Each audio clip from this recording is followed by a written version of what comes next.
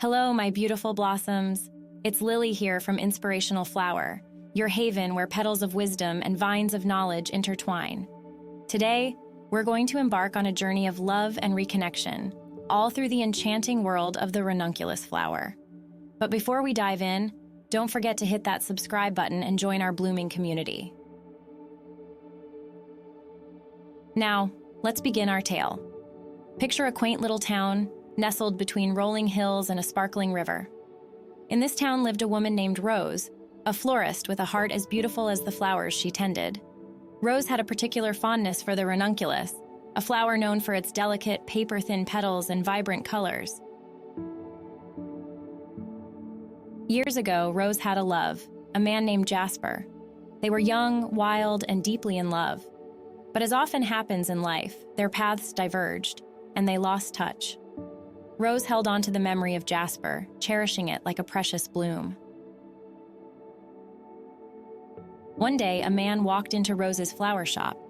He was older now, with lines of wisdom etched on his face, but Rose recognized him instantly. It was Jasper.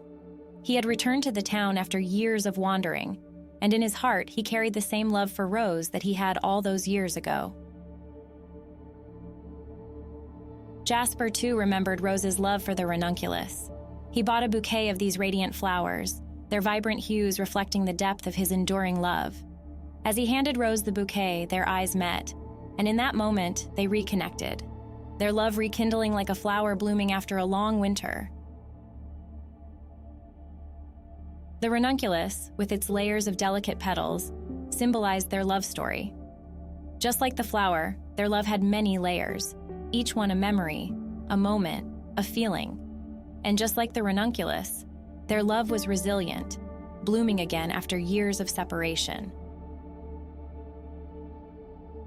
So, my beautiful blossoms, that's the tale of Rose and Jasper, a story of lost love found again through the enchanting ranunculus.